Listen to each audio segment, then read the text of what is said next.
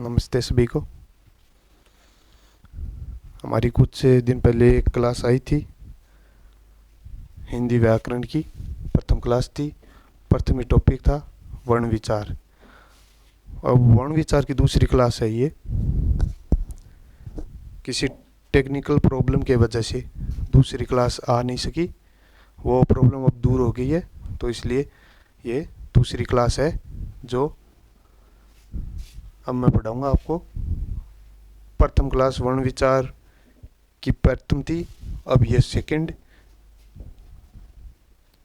वर्ण विचार जो लगभग राजस्थान की भर्तियों में, मतलब मान के चलो कि कोई अध्यापक भर्ती है किसी भी प्रकार की, या जैसे LDC, high court, fourth grade जो है और भर्ती आने वाली, उसके लिए इम्पोर्टेंट है। पीटीटी, बीएसटीसी आदि भर्तियों के लिए ये क्लास है, बहुत उपयोगी है।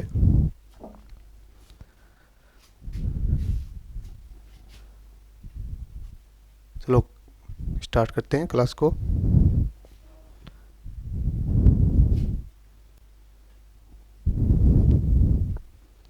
वर्ण विचार हमने प्रथम क्लास में वर्ण के बारे में जाना, क्या वर्ण है, किसे कहते हैं, उसकी परिभाषा जानी। फिर उसके बाद हमने ये जाना कि इसके कितने भेद हैं, जिसमें दो भेद हैं, एक स्वर जो 11 होते हैं, एक व्यंजन। स्वर और व्यंजन के बारे में हमने उनकी जो परिभाषाएं हैं, जो आजकल एग्ज़ाम का एक नया ट्रेंड मान के चलो उसमें पूछी जा रही हैं, उसी आधार पर हमने पढ़ा है। उसके आगे हमने स्टार्ट किए थे कि स्वरों के भेद अलग अलग प्रकार से, उसमें अगला प्रकार है होठों के आधार पर या ओष्ठाकृति के आधार पर स्वरों के भेद। तो आपको यदि पेपर में पूछ ले कि होठों के आधार पर या ओष्ठाकृति के आधार पर स्वरों के कितने भेद होते हैं, तो दो बताना है। कौन कौन से होते हैं? एक जिसका नाम है वर्तुलाकार या वृत्तमुखी, दूसरा अवर्तुलाकार या अवृत्तमुखी। एक दूसरे के विपरीत दोनों हैं, जिसमें हम पढ़ रहे हैं प्रथम वर्तुलाकार या वृत्तमुखी।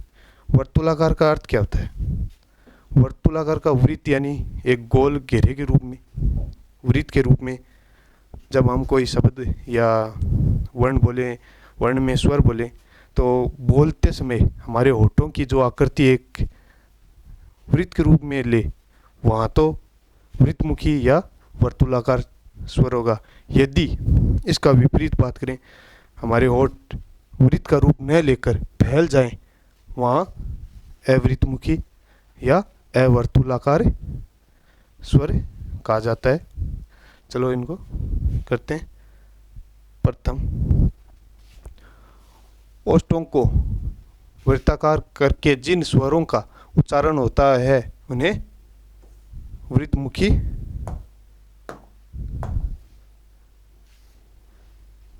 या वृत्ताकार स्वर कहा जाता है, जिसमें कौन कौन से हैं? छोटा ऊ, बड़ा ऊ, ओ तथा औ, और जो ग्रहित किया गया है अंग्रेजी से ओ। जैसे ये ज़्यादातर होता है ना कि यूज कॉलेज शब्द लिखते हैं, उसमें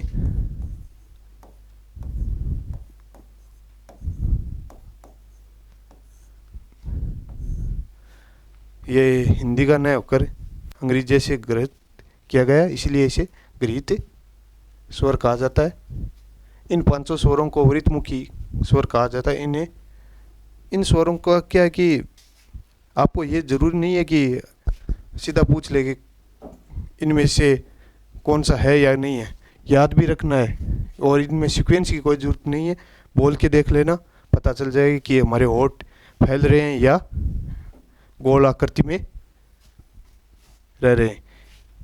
याद रख लेना, छोटा ऊ, बड़ा ऊ, ओ, औ और जो ओ ग्रहित किया गया अंग्रेजी से, वो इन्हें 5 ही ऐसे स्वर हैं जिनको वर्तुलाकार या वृत्तमुखी स्वर कहा जाता है। इसका दूसरा भाग है जो इसके विपरीत है, उल्टा है, अवृत्तमुखी या अवर्तुलित स्वर। इसका अर्थ है कि जब भी हम कोई स्वर बोलें तो हमारा जो होठों का आकार है वो चेंज हो जाता है, मतलब एक राउंडिंग शेप में न आकर, गोल या वृत्त शेप में न आकर, और वो फैलाव के रूप में आए तो वहाँ अवृत्तमुखी होगी। क्यों? कारण ये है कि बोलने में इनमें, जैसे इनके उदाहरण है आ बोला या छोटी ई बोला, ई बोला, इसमें हमारे होठ वृत्त के रूप में न आकर फैलाव के रूप में आ रहे हैं, तो ये अवृत्तमुखी, अ का यानी नहीं। इसका ये क्या हुआ कि वृत्तमुखी का उल्टा है अवृत्तमुखी स्वर। ठीक है। जिन स्वरों के उच्चारण में ओष्ठों को गोल नहीं होता, फैल जाते हैं, उन्हें अवृत्तमुखी या अवृत्ताकार स्वर कहा जाता है। जिसमें कौन कौन से हैं? आ, छोटी ई, बड़ी ई, छोटी री और बड़ी री तथा ए और ऐ। ये 6 स्वरों को अवृत्तमुखी स्वर कहा जाता है तथा जो अ स्वर है वो उदासीन स्वर कहा जाता है। याद रखना, यदि आपको पूछ ले कि भाई आप बताओ कि वृत्तमुखी है या अवृत्तमुखी, तो आपका उत्तर होना चाहिए अ न तो वृत्तमुखी है न अवृत्तमुखी है, वो एक उदासीन स्वर है। ठीक है। उसमें न तो होठ पूरी तरह से वृत्त के रूप में आते हैं और न ही फैलाव के रूप में, इसलिए अ एकमात्र ऐसा स्वर है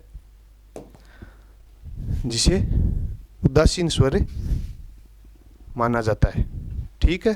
कंफ्यूज नहीं होना, आपको जो ऑप्शन देगा उसमें अ रख सकता है, और हम क्या बोलेंगे कि अ और आ में बोलने में फैलाव होता है, नहीं, ये उदासीन है, नहीं तो ये वृत्तमुखी है और नहीं अवृत्तमुखी।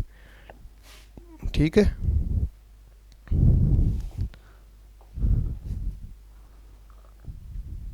हमने जो स्वर के भेद के आधार पर हमने एक पढ़ लिया, जो जिसमें होठों की आकृति के आधार पर था, जिसके 2 भेद थे, एक तो वृत्तमुखी और एक अवृत्तमुखी।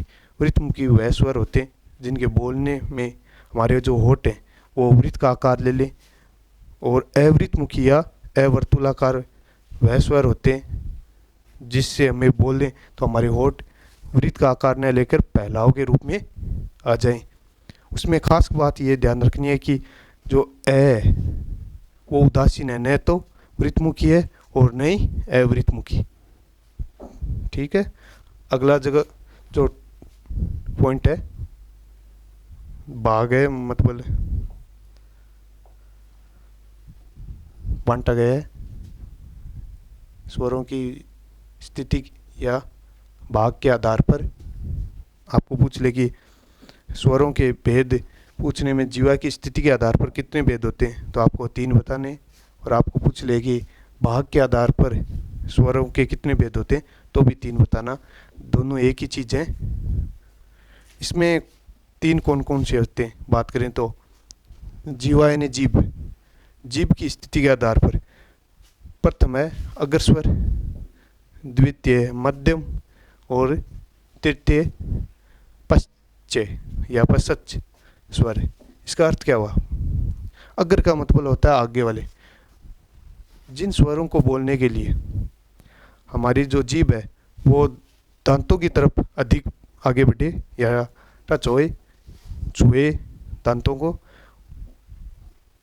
और छूते हुए जो आवाज़ निकलती है, ध्वनि निकलती है, उनने जो वर्ण को क्या कहा जाता है?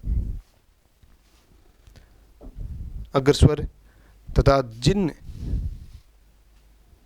स्वरों को बोलते समय न तो जीभ ज़्यादा आगे आए न ज़्यादा पीछे जाए, उन स्वरों को कहा जाता है मध्यम स्वर। तथा जो स्वर ज़्यादातर कंठ की तरफ वाली जीभ सी के हिस्से से बोला जाता है उन्हें पश्च या पश्च स्वर कहा जाता है। तो इसके आधार पर हमारे 3 भेद हुए कि आपको पूछ ले कि जीवा की स्थिति के आधार पर स्वरों के कितने भेद, तो 3 बताना। अग्र स्वर, मध्यम, पश्च, 3 हो गए। अब प्रथम जो जीवा की स्थिति या भाग के आधार पर था उसमें अग्र स्वर। इन स्वरों के उच्चारण में जीवा का अग्र भाग सक्रिय रहता है, अर्थात जीवा कुछ आगे सरक जाती है। जीवाग्र थोड़ा सा उठा रहता है। अब इसमें पूछ ले आपको कौन कौन से स्वर में कौन कौन से स्वर आते हैं जो अग्र स्वर होते हैं, तो आपको याद रखना है छोटी ई, बड़ी ई, री, ए, आई, इन 5 को अग्र स्वर कहा जाता है।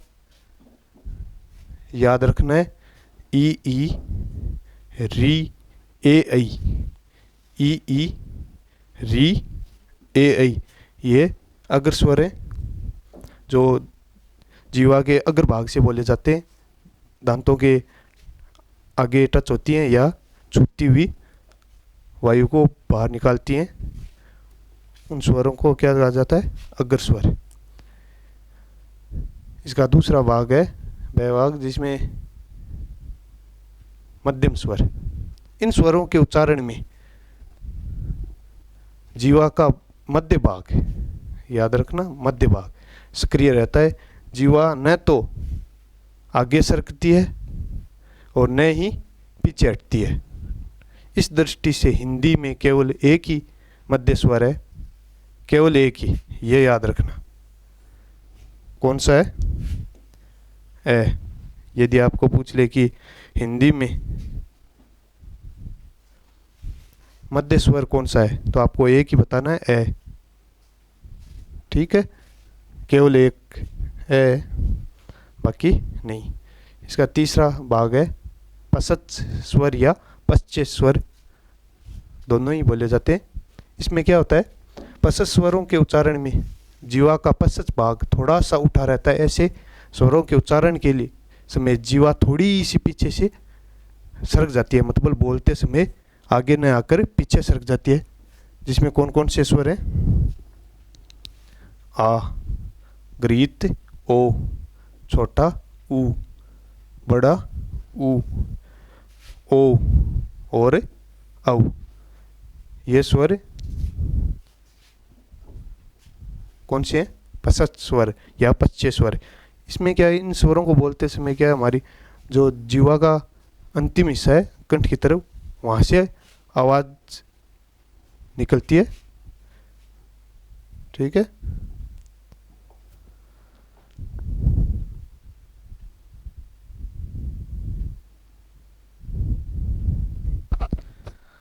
आपको पूछ ले कि भाई जीवा की स्थिति के आधार पर या भाग के आधार पर स्वरों के कितने भेद होते हैं, तो जीवा के 3 भाग होते हैं, मतलब अग्गे का, मध्यम का और पश्चे का। उसी आधार पर अग्र स्वर, मध्यम स्वर और पश्च स्वर। अग्र स्वर वह होता है जिसमें बोलने के लिए क्या है, जीभ का अग्र भाग दांतों के टकराता हुआ जो ध्वनि बाहर निकालते हैं। और एक होता है मध्यम। जो मध्यम होते हैं उनमें क्या है, एक मात्र आता है ए, याद रखना। फिर है पश्च स्वर। पश्च स्वर या पश्च स्वर में जिन स्वरों को बोलने के लिए जीवा का पीछे का जो भाग होता है उसका उपयोग किया जाता है, उसे पश्च स्वर कहा जाता है। जिसमें मैंने आपको बता दिए,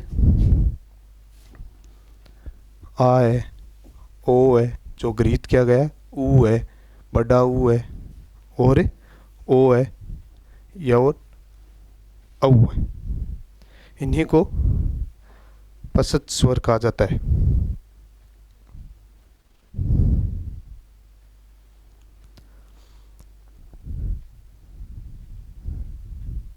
स्वरों का अगला भेद है जीवा की ऊंचाई या मुख खुलने के आधार पर भेद है। आपको पूछ ले कि जीवा की ऊंचाई के आधार पर स्वरों के कितने भेद होते हैं, या पूछ ले कि मुख खुलने के आधार पर स्वरों के कितने भेद होते हैं, तो दोनों एक ही बात है, जिसके 4 भेद हैं। एक होता है संवृत स्वर, और एक होता है अर्ध संवृत, एक होता है विवृत, और एक होता है अर्धविवृत। संवृत का अर्थ क्या होता है? ये जो इसका प्रथम भाग है, ये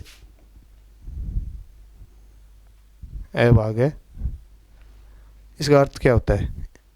संवृत का अर्थ है लगभग बंदी, पूरा बंद। यदि कोई, जैसे कोई हम स्वर बोल रहे हैं, बोलते समय हमारे जो मुख है वो लगभग बंद की स्थिति में होता है, और फिर कोई वर्ण बोले उसे कौन सा स्वर कहा जाता है? संवृत। ठीक है, उसमें कौन कौन से आते हैं? छोटी ई है, बड़ी ई है, ऊ है, बड़ा ऊ है, और री है। आपको पूछ ले कि संवृत स्वर कौन से होते हैं, तो आपको बताना है संवृत स्वर वे होते हैं जिनको बोलते समय हमारा मुख है वो लगभग बंद की स्थिति में होता है, जिसमें कौन कौन से हैं? छोटी ई, बड़ी ई, छोटा ऊ, बड़ा ऊ, और री।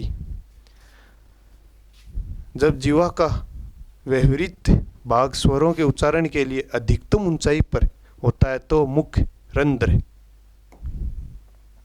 संवृत यानी लगभग बंद हो जाता है, अर्थात मुख बहुत कम खुलता है। ऐसी स्थिति में उच्चारित होने वाले स्वर संवृत कौन से स्वर कहलाते? संवृत स्वर कहलाते। तो समझ में आ गया। आपको पूछ ले कि जीवा की ऊंचाई के आधार पर, मुख खुलने के आधार पर स्वरों के कितने भेद हैं, तो आपको 4 बताने हैं, जिसमें प्रथम मैंने आपको बता दिया संवृत स्वर या उच्च स्वर, दोनों में से कौन सा भी आ सकता है। आपको बताना है संवृत स्वर वे होते हैं जिनको बोलने के लिए हमारा मुंह कम से कम खुले, मतलब आवाज़ घर्षण करते हुए बाहर निकलती है, बहुत ही कम क्षेत्र में निकलने के कारण इन्हें संवृत का अर्थ ही लगभग बंद होता है। ठीक है, इसका अगला भाग है संवृत का। फिर संवृत होने के बाद अर्ध संवृत या उच्च निम्न स्वर, यह लगभग संवृत का ही भाग है। संवृत का अर्थ है बंद, लेकिन पूरा बंद नहीं होकर थोड़ा खुली स्थिति में मुख हो और फिर कोई स्वर बोले तो उन्हें अर्ध संवृत कहा जाता है। जिन स्वरों के उच्चारण में के समय जीवा की ऊंचाई संवृत की तुलना में, किसकी तुलना में? संवृत की तुलना में कम रहती है, तब अर्ध संवृत उच्चारित होते हैं।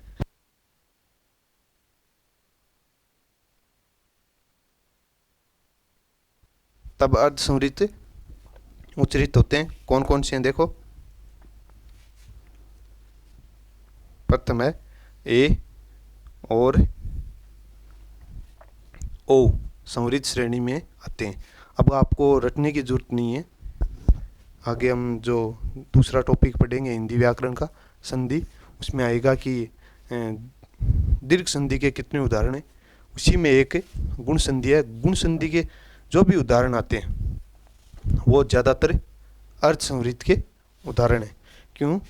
कि गुण संधि में ए और ओ का निर्माण होता है, तो इसी कारण ये गुण संधि के से संपृक्त रखती है। ठीक है,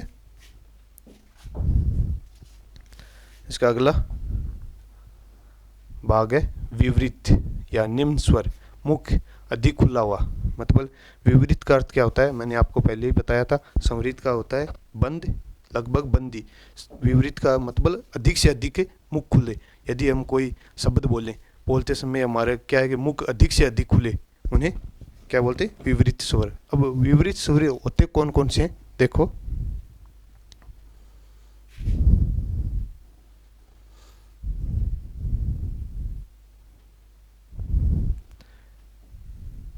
केवल आ, जैसे हम आ का उच्चारण करें आ, हमारा अधिक से अधिक मुख खुला है, इनसे ज़्यादा किसी भी यदि हम स्वर को बोलें तो नहीं खुलता, इसलिए ये विपरीत में अकेला आता है। क्या आता है, आ स्वर। ठीक है, विपरीत कौन से, जब मुख सर्वाधिक खुला हुआ होता है तब विपरीत स्वर का उच्चारण होता है। स्वरों में आपको मैंने बता ही दिया, केवल कौन सा होता है, आ, जो स्वर की विपरीत स्वर की श्रेणी में आता है। कहने का मतलब है कि आपको यदि पूछ ले विपरीत स्वर कौन सा है तो आपको बताना है केवल आ, जो बोलने में अधिक मुख खुलता है, इसलिए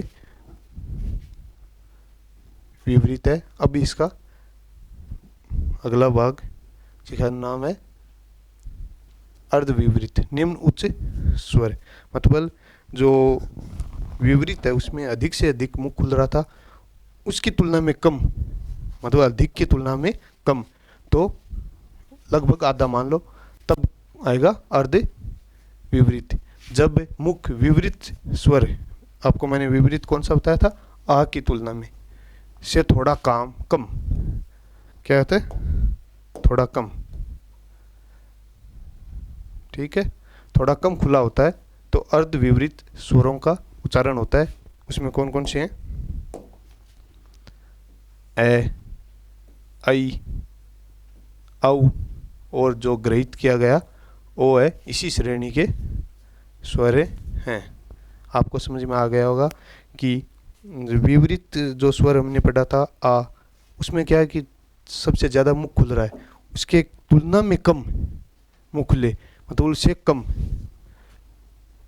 वो स्वर किस में आते हैं, अर्ध विपरीत। अर्ध विपरीत में मैंने आपको बता दिया ए, आई है, औ है, और ग्रहित किया गया ओ है। ये कौन सी संधि की बात करें तो ये कौन सी संधि से मैच कर रहा है, वृद्धि संधि। जो दीर्घ संधि के जो उदाहरण पढ़ेंगे उसमें वृद्धि संधि है, जिसमें ये आई और ओ जो वर्ण है इनका निर्माण होता है, इसलिए इन्हें वृद्धि संधि कहा जाता है। इसी के उदाहरण है, तो आपको याद रखना है, एक तो ए, एक के आई, एक औ, और जो ग्रहित किया गया ओ है, इसी श्रेणी के स्वर हैं। ठीक है,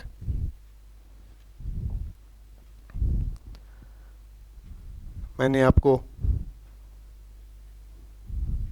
जो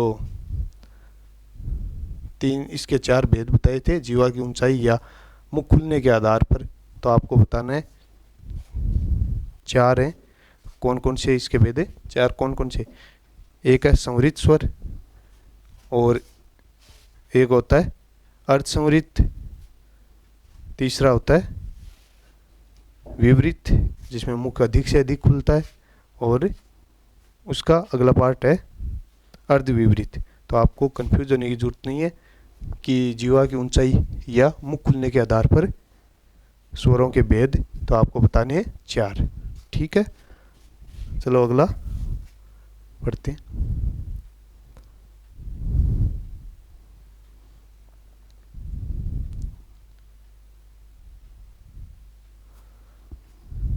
स्वरों के भेद में हमने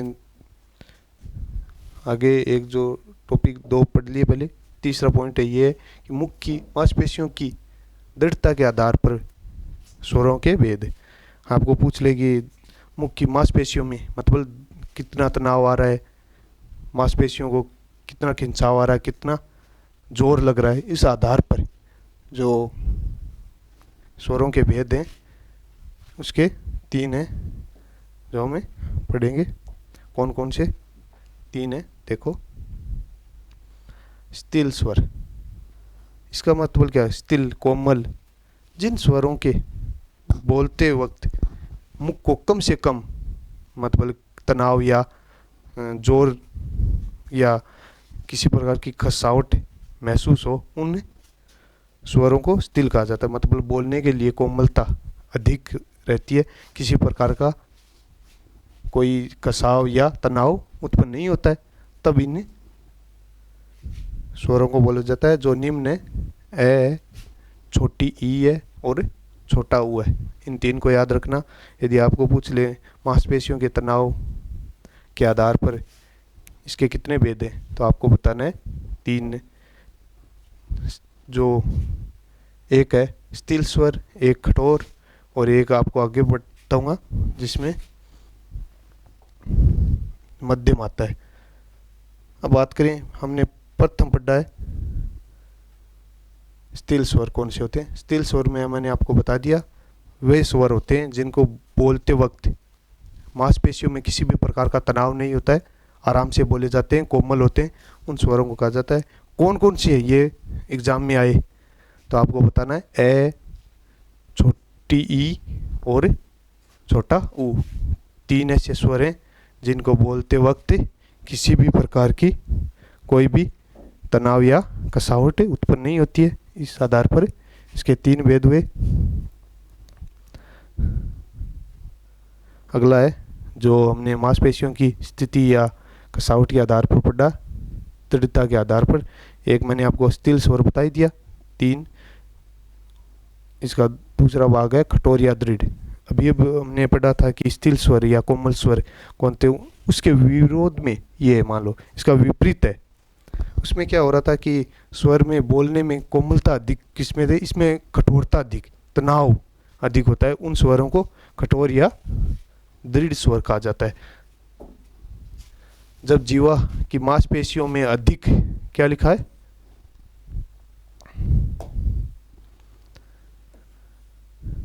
अधिक तनाव या दृढ़ता होती है, तब कठोर स्वरों का उच्चारण होता है। अब पूछ ले कौन कौन से कठोर, तो बड़ी ई, बड़ा ऊ, आई और औ। ये 4 जो स्वर हैं, इनको बोलने में क्या है कि जो हमारी मुख की मांसपेशियों को अधिक तनाव महसूस होता है, इसी कारण इन्हें दृढ़ या कठोर स्वर कहा जाता है। इसका अगला भाग है मध्यम स्वर। उच्चारण काल में मांसपेशियों में हल्की दृढ़ता हो, तब मध्यम स्वर का उच्चारण होता है। मतलब समझ में आया कि आपको पूछ ले कि मध्यम स्वर कौन सा होता है मांसपेशियों की तनाव या आधार पर, तो आपको बताना है मध्यम स्वर वह होता है जिसमें कम जो दृढ़ता है वो महसूस हो, न तो अधिक कोमलता हो न ही अधिक दृढ़ता हो, उन्हें मध्यम स्वर कहा जाता है। जिसमें कौन कौन से हैं, ए और ओ जो गुण संधि के उदाहरण है वही इसमें आएंगे। कौन कौन से, ए और ओ मध्यम स्वर। ये आपको मैंने मांसपेशियों की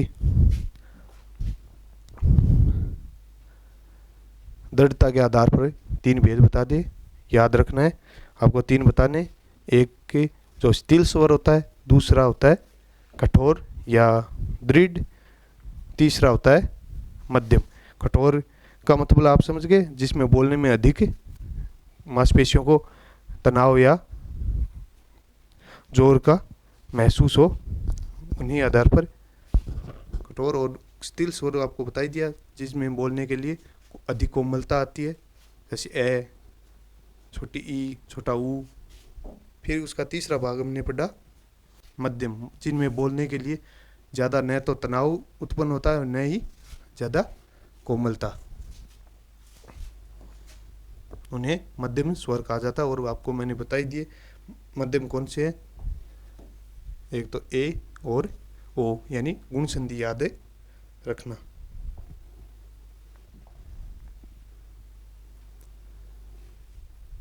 अगला भेद है स्वरों का जाति के आधार पर। जाति कितनी, 2। वो जाति नहीं है जो हम बोलते हैं रोज,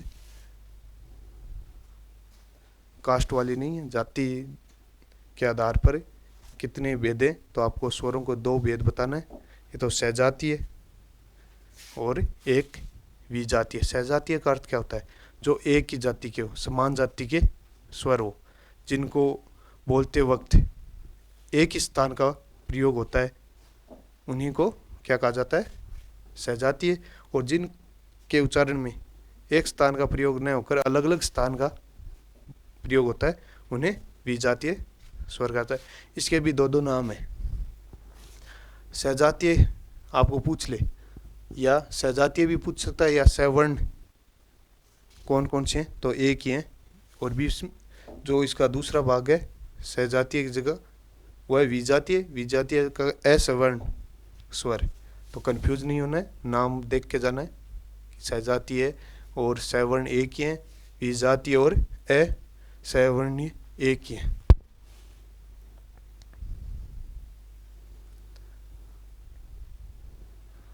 अब बात करें कि सजातीय होते हैं तालवादी उच्चारण स्थान एवं अभांतर प्रयत्न जिस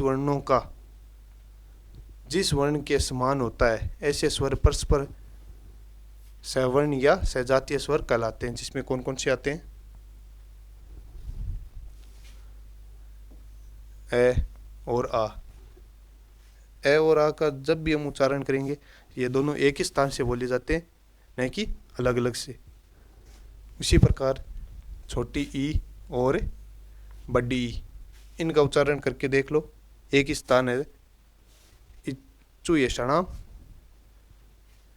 तालु, और ए का अकु विसर्जनीय कंठ, दोनों मतलब ए और आ का उच्चारण कंठ है, इच्चो ये षणाम तालु है। उसी प्रकार ओष्ठ का दोनों ऊ आगे। तो आपको पूछ ले कि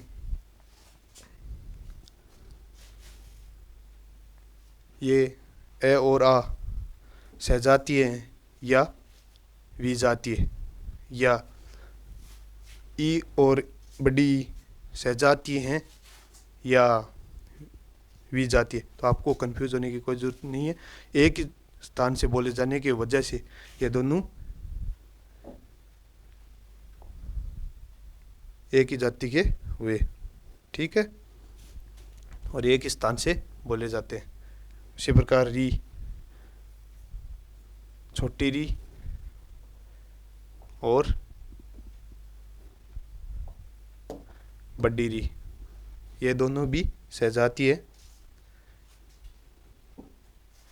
इनका एक ही स्थान है इसलिए इन्हें सजातीय कहते हैं। इसका विपरीत में, सजातीय के विपरीत में दूसरा भाग है विजातीय। मतलब कहने का ये कि इन स्वर्णों को बोलते वक्त एक स्थान का प्रयोग न करते हुए दो स्थान का प्रयोग होता है, इसलिए इन्हें विजातीय स्वर कहा जाता है। सवर्ण के विपरीत गुणों वाले स्वर परस्पर असवर्ण या विजातीय स्वर कहलाते हैं। जिसमें कौन कौन से हैं? ए और ई, ठीक है, ई और ऊ। अब बात करें कि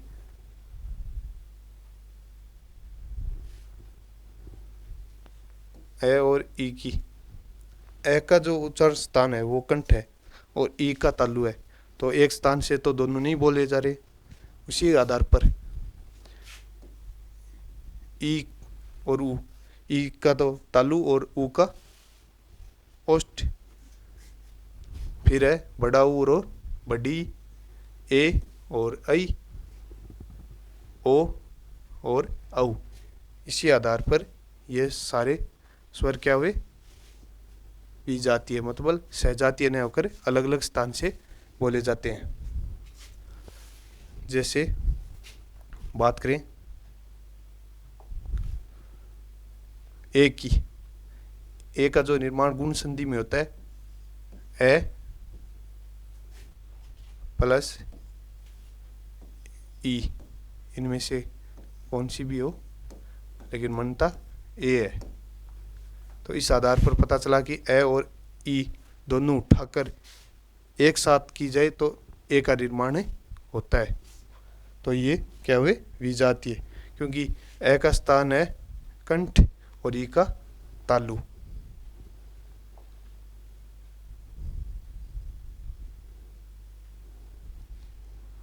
प्रकृति या स्वभाव के आधार पर आपको पूछ ले कि प्रकृति या स्वभाव के आधार पर स्वरों के कितने भेद होते हैं, तो आपको बताना है 2 भेद।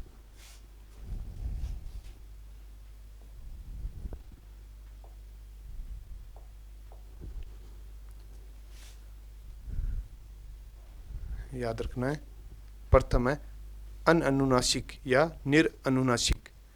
अन का अर्थ होता है न, नहीं का अर्थ देने वाला ये जो उपसर्ग है उस आधार पर। निर का भी अर्थ है न। तो कौन कौन से हैं, देखो, जिन स्वरों के उच्चारण में हवा नाक से नहीं अपितु केवल मुख से निकलती है उन्हें निरअनुनासिक स्वर कहा जाता है। इसमें कौन कौन से हैं, ए, आ और गरीत ओ, ई, उ, री, ए, ऐ, ओ और औ।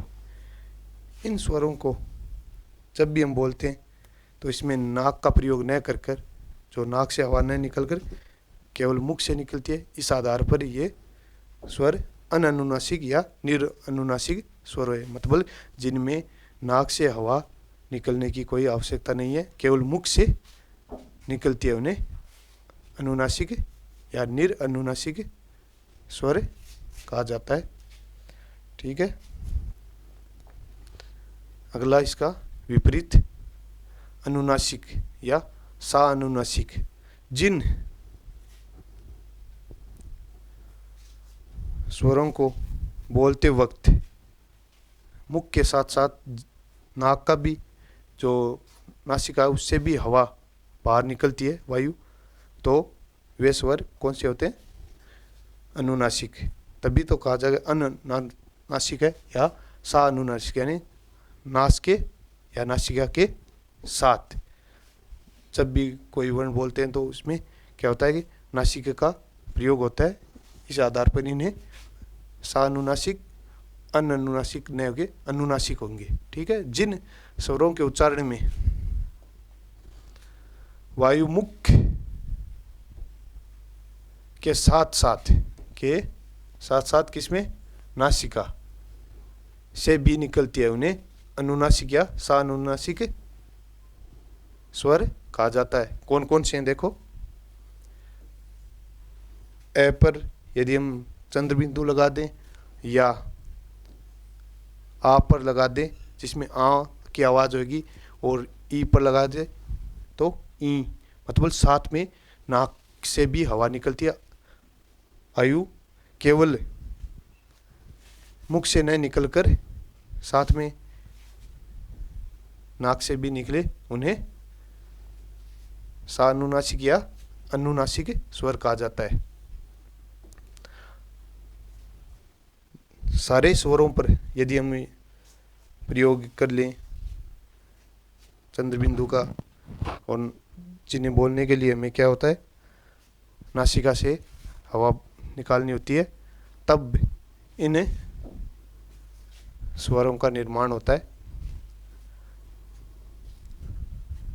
स्वरों की अनुनासिक प्रकट करने के लिए शिरोरेखा के ऊपर चंद्रबिंदु का प्रयोग किया जाता है, परंतु जब शिरोरेखा के ऊपर वर्तनी लगी हो तो चंद्रबिंदु के स्थान पर मात्र बिंदु का प्रयोग किया जाता है। जिसमें कौन कौन से हैं, जैसे ये शब्द है, मतलब कहने का ये है कि आपको पूछ ले कि भाई ये जो कौन शब्द है, इसमें बोलने में तो नासिका का प्रयोग हो रहा है, इसका मतलब ये चंद्रबिंदु का उपयोग है, लेकिन केवल इस पे बिंदु का प्रयोग क्यों हुआ, इसलिए हुआ कि जो गोंद है उस पे ओ की जो मात्रा है, मतलब वर्तनी बोलते हैं, जिसका प्रयोग हो गया है, इसलिए केवल बिंदु का प्रयोग किया जाता है। तो ये छोटी सी बात है, लेकिन आपको ध्यान रखना है कि भाई आपको पूछ ले कि ये गोंद है, तोंद है, ईंधन है आदि शब्दों में, जैसे ये ईंधन है, बात कर ले तो इसमें केवल बिंदु का प्रयोग हुआ है। उसी बार का तो भौंकना भी देख लो, जैसे भौंकना,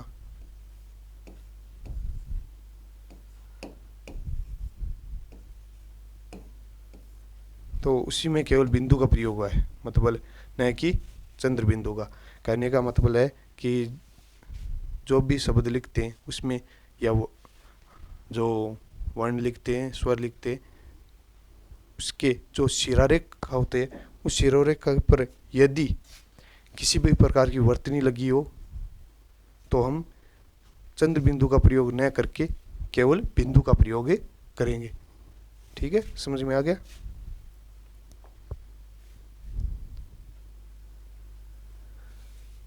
व्यंजनों का विभाजन या ध्वनिगत विशेषताएं।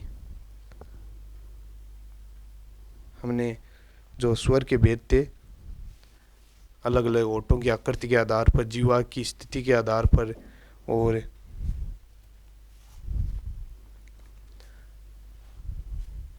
जीवा की ऊंचाई के आधार पर, मांसपेशियों की दृढ़ता के आधार पर अलग अलग पढ़ लिए जिनके भेद हैं। उनसे बाहर किसी भी प्रकार का कोई भेद नहीं है। आपको याद रखना है, याद बार बार पढ़ना पड़ेगा या बार बार क्लास देखना, लिखने की कोई ज़रूरत नहीं है। पीडीएफ आपको टेलीग्राम पर प्राप्त हो जाएगी। एग्ज़ाम बूस्टर एकेडमी लगा लेना, ग्रुप में ज्वाइन हो जाना, उसमें ये सारी पीडीएफ लिखी हुई मिलेगी। लिखने में अधिक समय बर्बाद न करके पढ़ने पे ज़्यादा ध्यान दो। लिखा हुआ तो हज़ारों लाखों किताबें पढ़ी हैं, लेकिन पढ़ने का समय कम है। और रजिस्टर में लिखोगे उसमें ज़्यादा टाइम जाएगा। बार बार इसकी वजह ये है कि क्लास को बार बार देख लो तो अच्छा रहेगा। वही चीज़ किताब में, वही चीज़ मैं यहाँ पढ़ा रहा हूँ। आपको विश्वास रखना है कि बता रहा हूँ वो सही है। कंफ्यूज होने की ज़रूरत नहीं है, लिखने की कोई आवश्यकता नहीं है। जो पीडीएफ मिलेगी उसको पढ़ लेना एक बार और नहीं, ध्यान से क्लास को सुनना, अपने आप याद हो जाएगा। इतनी तो मैं कोई फास्ट भी नहीं पढ़ाता। ठीक है, कहने को मतलब है कि कोई हैरान कट्टी कौन कर रही हो, आराम कोशिश कर रही हूँ कि ज़्यादा से ज़्यादा थारे समझ में आवे और किसी भी प्रकार को कोई थारे डाउट नहीं रहे। मैं जितो मेरे हो सके 100% देने की कोशिश करूँ, और थाने हो सके जटा तक मैं यह चाहूँ कि क्लास को क्लास में ही याद हो जाए। ठीक है, चलो, जो स्वर का जो भेद थे वो समाप्त हो गए। अब व्यंजन के भेद पढ़ते। ये आपके सामने जो पेज आया है, ये मान लो कि पूरी क्लास हमने ली है, उसमें सबसे ज़्यादा इम्पोर्टेंट है, क्योंकि इसमें पूरा सारा यहाँ से प्रश्न आने की पूरी संभावना है। लिखा हुआ थोड़ा है लेकिन इम्पोर्टेंट है। ठीक है, चलो अब बात करते हैं व्यंजन के भेदों की। कौन कौन से हैं? प्रथम है स्पर्श व्यंजन। आपको पूछ ले कि डायरेक्ट ये प्रश्न आ सकता है कि स्पर्श व्यंजन कितने होते हैं। कंफ्यूज होने की कोई ज़रूरत नहीं है, आपको बताना है 25। कहाँ से कहाँ तक, ये पूछ ले कि स्पर्श व्यंजन कहाँ से कहाँ तक होते, तो आपको बताना है क वर्ग से लेकर पै वर्ग का जो अंतिम है वहाँ तक जो 25 वर्ण आते हैं उन्हें क्या कहा जाता है? स्पर्श व्यंजन। ठीक है, क से लेकर मह तक 25 जो वर्ण आए उन्हें क्या बोला जाता है? स्पर्श व्यंजन। ठीक है, क से मह तक। फिर है अंतस्थ। अंतस्थ मतलब ये, व, र, ल, इन चारों को अंतस्थ वर्ण कहा जाता है। ठीक है, ये उत्पत्ति के आधार पर है, और हम ज़्यादातर जो प्रयोग करते हैं बोलते वक्त वो ऐसे, जैसे ये, र और ल और व। ठीक है। लेकिन उत्पत्ति के आधार पर ये और प्रयोग के आधार पर आपको पूछ ले तो इस आधार पर हम यूज करते ही हैं। जैसे ये रह ले वे और उत्पत्ति ये वह रह ले, मतलब आपको ये यहाँ समझ में नहीं आ रहा। जब भी हम उन संधि पढ़ेंगे, यण संधि पढ़ेंगे, उसमें ये आएगा कि इसका ये और वह का निर्माण कैसे हुआ। यह का निर्माण ई से होता है और वह का निर्माण ऊ से होता है। इसी आधार पर पता चला कि ई पहले आती है तो ये हो गया और ऊ बाद में आता है तो वह आ गया, और उसके बाद री आती है तो री थर्ड नंबर पे बाद में री का लय बना हुआ है, तो वो आगे संधि में पढ़ेंगे। ठीक है। उसके बाद है उष्म। आपको पूछ ले उष्म वर्ण कितने होते हैं, तो आपको बताना है 4। कौन कौन से? स है। जो ये प्रथम स, प्रथम वाला, इसे बोलते हैं तालव्य स। मतलब जब इसका हम उच्चारण करते हैं तो ये तालव से अधिक बोला जाता है। उसके बाद ये अगला जो स है उसे हम बोलते हैं मूर्धा से। ठीक है। उसके बाद अगला जो ज़्यादातर हम साधारण स बोल के निपटा देते हैं उसे कौन सा, ये कौन सा है? दंत्य स। तो इस आधार पर याद रखना है ये कौन सा हुआ? तालव्य, मूर्धा और दंत्य और है। ये 4 जो वर्ण है, व्यंजन है, उन्हीं को क्या कहा जाता है? ऊष्म। ऊष्म क्यों कहा जाता है? कारण क्या है? ऊष्म का अर्थ होता है गर्मी या ऊष्मा पैदा होना। ठीक है। ऊर्जा उत्पन्न होती है जब इन स्वरों को हम जैसे स बोल रहे हैं, तो ये सीधे जीवा के सिद्ध से न आके घर्षण करती हुई वायु बाहर निकलती है। इस वजह से इन्हें क्या कहा जाता है? ऊष्म। ठीक है। मतलब इन जो व्यंजनों को बोलते वक्त अधिक घर्षण उत्पन्न होने के कारण इन्हें ऊष्म व्यंजन कहा जाता है। ठीक है। अगला है संयुक्त। आपको पढ़ते ही समझ में आ जाना चाहिए कि संयुक्त का अर्थ क्या होता है। संयुक्त का अर्थ है एक वर्ण ने मिलकर, 2 अलग अलग वर्ण मिलकर एक नए वर्ण का निर्माण करें तो उसे कहते हैं संयुक्त वर्ण। कौन कौन सा है? क्ष, त्र, गे और श्र। ठीक है। याद रखना, क्ष, त्र, के और श्र, ये 4 संयुक्त वर्ण होते हैं। रटने की कोई आवश्यकता नहीं है। जिन स्वर्ण के व्यंजन, जिन व्यंजनों का निर्माण 2 अलग अलग व्यंजनों से हुआ है, उन्हें संयुक्त व्यंजन कहा जाता है। ठीक है। कुछ समझ में आया? चलो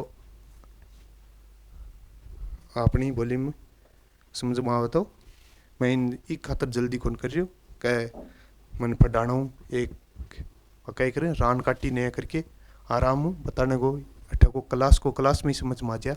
थानी तो ही पूछ ले एग्जामिनर प्रश्न आवेगो कह स्पर्श व्यंजन कौन से होते हैं, तो आपको बताना है कै से लेकर मैं तक जो 25 वर्ण है उन्हें स्पर्श व्यंजन कहा जाता है। और आपको पूछ ले अंतस्थ कौन से हैं, तो ये वह रह ल, ये 4 याद रखना। फिर बात करें तो उष्म की बात करें तो उसमें तीनों स और है 4 उसमें आते हैं। उसके बाद चौथा जो भाग है उसमें संयुक्त को मैंने बता दिया। संयुक्त यानी एक न होकर अनेक साथ मिलकर किसी एक वर्ण का निर्माण करें, उन्हें संयुक्त वर्ण कहा जाता है। कौन कौन से मैंने आपको बता ही दिए।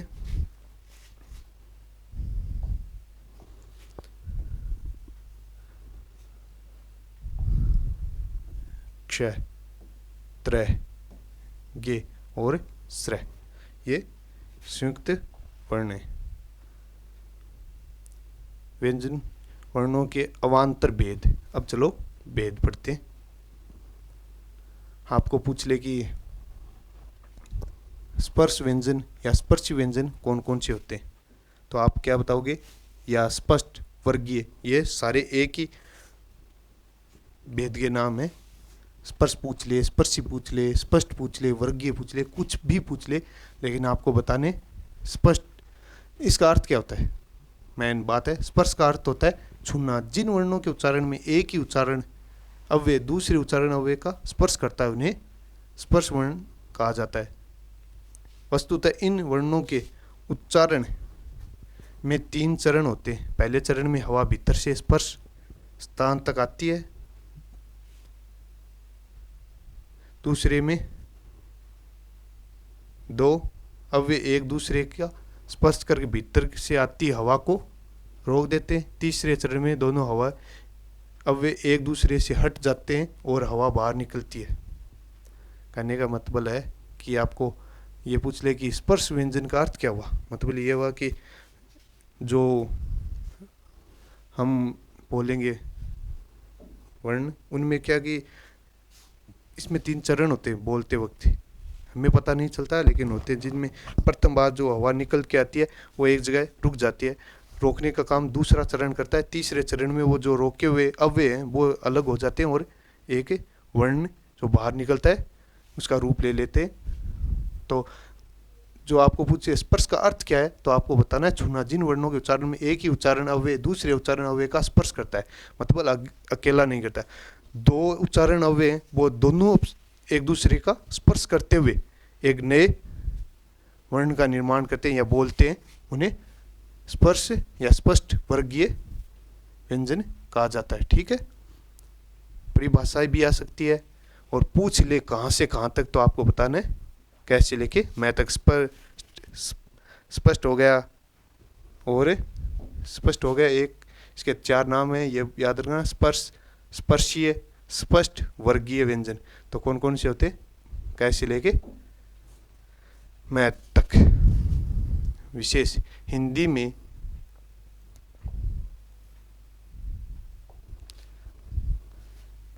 क, ख, ग और गह।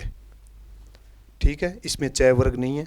यदि हिंदी की बात करें तो ट, ठ, ड, ड, त, थ, द, द और प, फ, ब और प। इन 16 वर्णों, कितने याद रखना है, केवल इन 16 वर्णों को ही विशुद्ध रूप से शेष स्पर्श वर्णों की श्रेणी में रखा गया है। आपको पूछ ले कि हिंदी में विशुद्ध या शुद्ध रूप से स्पर्श जो व्यंजन है वो कौन कौन से हैं, तो मैंने आपको बता दिए। क वर्ग की जो प्रथम 4 हैं, ट वर्ग के प्रथम 4, त वर्ग के प्रथम 4 और प वर्ग के प्रथम 4। मतलब कहने का है कि च वर्ग पूरा नहीं है और जो हर वर्ग का जो 5वां अक्षर होता है, वर्ण होता है, वो नहीं है। उनको छोड़कर मतलब 16 विशुद्ध रूप से पूछ ले हिंदी में, तो आपको बताया शुद्ध या विशुद्ध ऐसे नाम आ जाए तो वहाँ 16 बताना है, नहीं 25 बताना है। ठीक है, ये देख लो च, छ, ज, झ तथा 5 नासिक के जो वर्ण हैं उनको छोड़कर स्पर्श वर्ण श्रेणी में रखा गया है। हिंदी की बात करें, संस्कृत में दोनों को एक ही साथ रखा गया है, नहीं कि अलग अलग।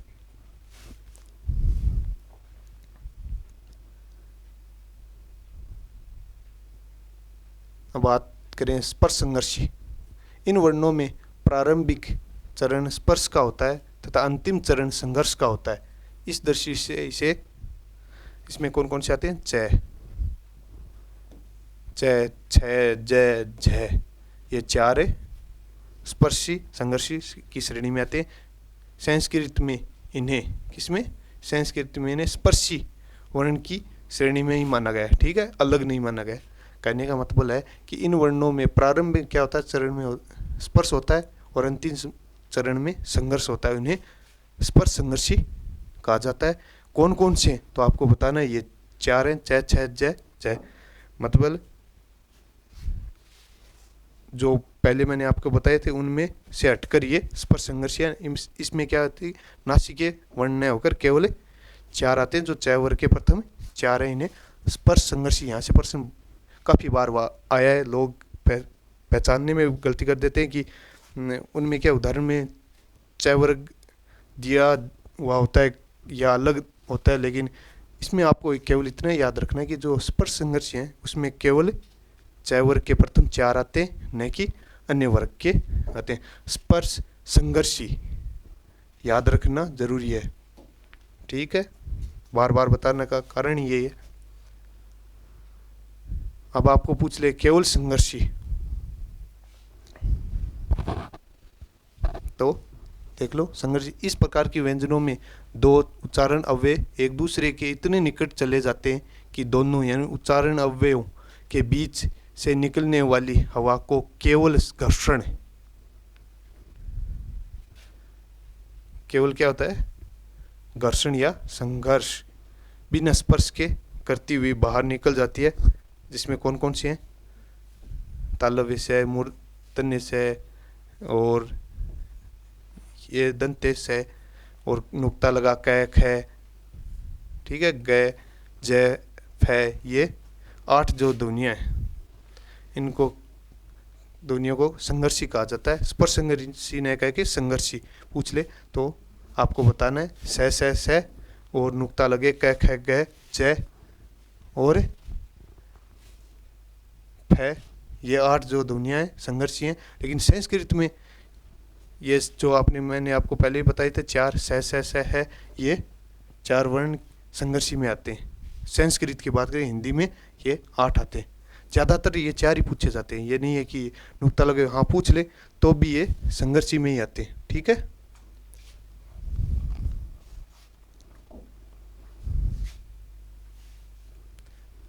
संघर्षी का अर्थ आपको समझ में आ गया। संघर्षी का मतलब जब भी इन वर्णों को बोलते हैं ना कि हमारे जो अव्यय हैं बोलने वाले वो ज़्यादा नज़दीक आ जाते हैं, और बोलने के कारण जब इनको बोलते हैं तो घर्षण करते हुए हमारी जो आवाज़ है या ध्वनि बाहर निकलती है, इस कारण इन्हें संघर्षी कहा जाता है, यानी मेहनती संघर्षी कहा जाता है ना, वही है, ठीक है। जिसमें कौन कौन से आपको मैंने बता दिए, संस्कृत में कौन कौन से हैं वो बता दिए। ज़्यादातर संस्कृत वाले पूछ लेते हैं और ये 8 के 8 पूछ लेते हैं, ठीक है। अगला है नासिकीय। इन वर्णों के उच्चारण में हवा केवल नाक से निकलती है।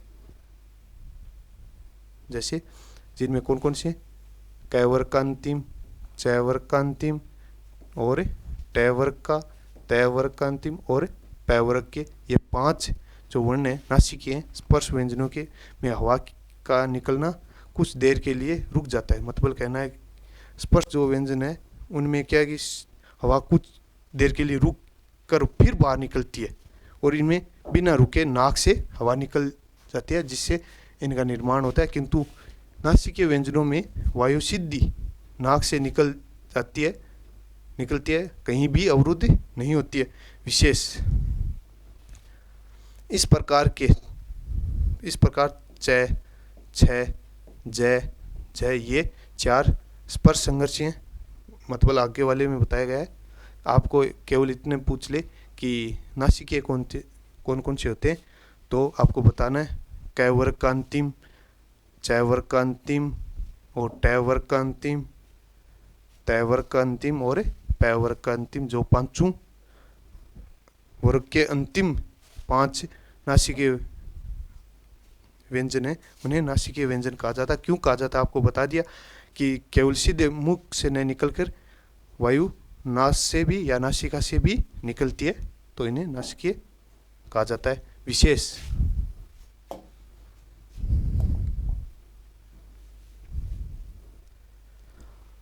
विशेष याद रख रहे हैं। इस प्रकार के च, छ, ज, झ, ये 4 स्पर्श संघर्षी तथा जो हर वर्ग का 5वां अक्षर है वो किस में आता है, नासिकीय वर्णों की श्रेणी में गिने जाते के कारण विशुद्ध रूप से स्पर्श वर्णों की संख्या 16 है, ठीक है। तो आपको पूछ ले कि विशुद्ध या शुद्ध रूप से स्पर्श वर्ण कौन कौन से हैं, तो आपको 16 बताने जो ये लिखे हुए हैं, जिसमें अलग अलग कौन से करने हैं। एक तो चय वर्ग के प्रथम 4 और प्रत्येक वर्ग का 5वां, केवल 9 हो गए, तो 25 में से 9 घटाए 16 बच के 16 कौन कौन से वो मैंने आपको बता ही दिए। क, ख, ग, ग। चय वर्ग नहीं है, चय वर्ग हटा हुआ है।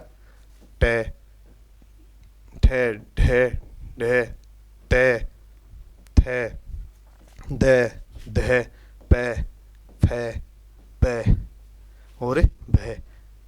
केवल 16 अक्षर हैं या वर्ण हैं जिन्हें शुद्ध रूप से स्पर्श व्यंजन कहा जाता है। और डायरेक्ट पूछ ले सीधा तो आपको 25 बताना है, जिसमें आपको इंक्लूड चय वर्ग की भी जो लाइन है, वर्ग है, वो भी शामिल करना है और हर वर्ग का 5वां भी शामिल करना है। और यदि शुद्ध विशुद्ध ऐसे नाम आ जाए, केवल आ जाए, तो वहाँ 16 बताने हिंदी में। ठीक है, संस्कृत में केवल स्पर्श संघर्ष।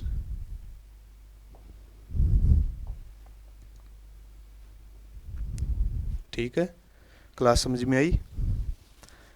मैंने मेरी तरफ से पूरा बताने की कोशिश की। हमारी जो लैंग्वेज है उसके आधार पर, और हिंदी में जितना मुझे आता है, समझ में आया हुआ है, उसी आधार पर आपको मैंने बताए। आपको रटने की कोई आवश्यकता नहीं है, पूरा क्लास का क्लास में ही कराऊंगा, कोई डाउट आपके मन में नहीं रहेगी। चलो एक बार आपको पूरा एक बार जल्द से रिवाइजन कर दें, क्या क्या पढ़ा है आज। 5 मिनट लगेंगे नहीं।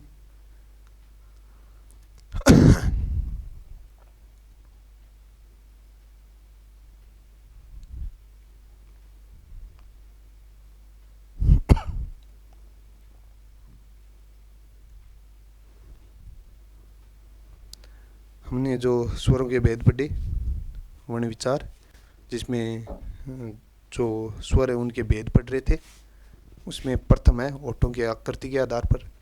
तो आपको बताने 2 होते हैं, कौन कौन से होते हैं, वर्तुलाकार और अवर्तुलाकार या अवृतमुखी।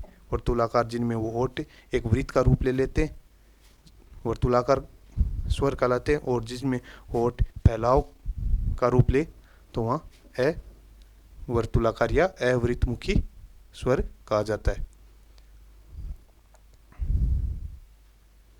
कौन कौन से हैं ये आपको याद रखना है, कि आपको पूछ ले कौन कौन से वृत्तमुखी हैं या कौन से अवृत्तमुखी हैं, तो इनको याद आपको करना पड़ेगा। क्लास एक बार की बजाय 2 बार देखना तो ज़्यादा समझ में आएगा। ठीक है, जीवा की स्थिति या भाग के आधार पर आपको मैंने बताया इन कितने होते हैं, तो 3। जीवा का स्थिति नाम आ जाए तो आपको 3 बताना, अग्र, मध्यम, पश्च या पसच, 3 होते हैं। आपको बता दें अग्र कौन से स्वर होते हैं, जो हमारी जीभ है वो दांतों से टकराती हुई किसी स्वर का निर्माण करे या आवाज़ हवा बाहर निकालती है। मध्यम जो हमारे तालव के सीध की जीभ का हिस्सा है, वहाँ से बोला जाने वाला, और जो ए होता है। और फिर पूछ ले कि पश्च कौन थे, जो कंठ की तरफ वाली जीभ का हिस्सा है, वहाँ से बोले जाने वाले पश्च स्वर होते हैं।